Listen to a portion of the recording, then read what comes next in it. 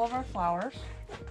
So these are the yarrows, and I have pastels and then Colorado colors, which are a little bit brighter colors. These are all cosmos, which if you're trying to do like a flower cut garden, they're a great thing to start with because they're super simple. And these are the Scabiosa, like you planted all over the property, but they're like fancy pants ones. And these are celery. I did regular celery and Chinese purple celery, which is going to be gorgeous. And then these are all the nasturtiums. So we sell edible flowers to like chefs and bars and tasting rooms and stuff.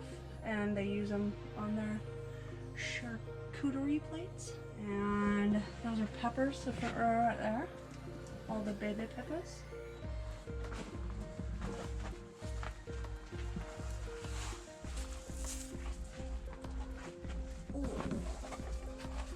And I need a new greenhouse. These are more flowers. These are mostly zinnias, but like instead of just being the plain boring zinnias, they're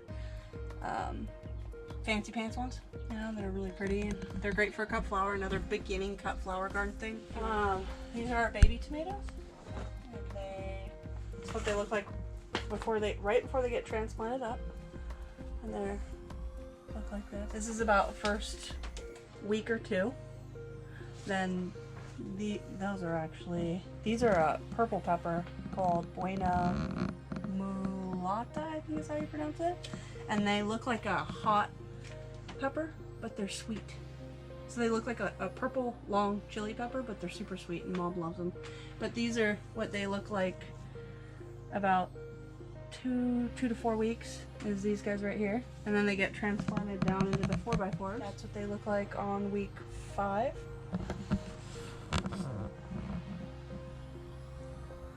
And next time you shoot here, they'll probably be beautiful, lush.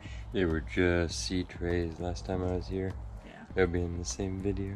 I think they're like most of these are 5 days transplanted, you know, 5 days ago.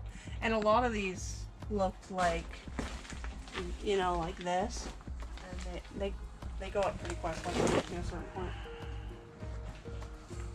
And then over here we have Roselle, which hasn't popped up yet. This is some Roselle that has popped up. So this is hibiscus Roselle.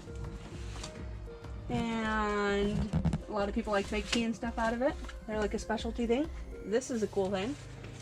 These, we could follow this story, because this will be something people don't see often on the West Coast. This is tobacco. Oh, okay. And this is what it looks like.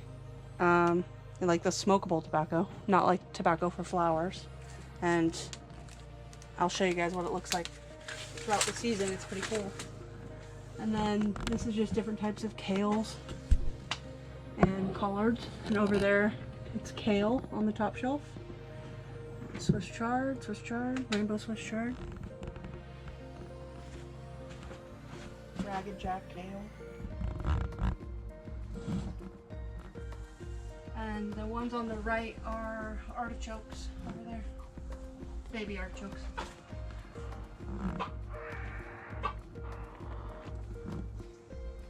But I'm super excited about the yarrow because I have tried to grow this stuff from seed, which apparently my deal is, but sometimes I just can't grow things from seed. And it was Mexican sour gherkins, and I tried like multiple times because I thought you had to kind of surface sow them a little bit. And Sarah Perfetto was like, you gotta stick them deep, you know, even though they're a tiny seed.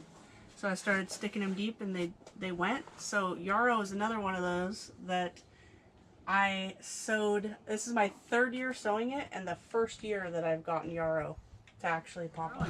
Wow. And sometimes you can run into that when somebody will be like, oh, it's super easy to grow, but you can't do it for some reason. And I'm excited. And tomatoes go on sale next month? Yep, starting April 1st, we should have tomatoes on sale. And we're actually going to start these kales and some of the greens that are safe to go out right now in slightly sheltered areas, because we should only have maybe 1 or 2 more frosts. The last technical frost date in this area is around April 15th, but if you put kales and stuff in, they should be okay. So we'll, in the next week or two, we'll start selling kale, Swiss chard, collards, all that sort of stuff. Right on. Thank you for giving us a tour around.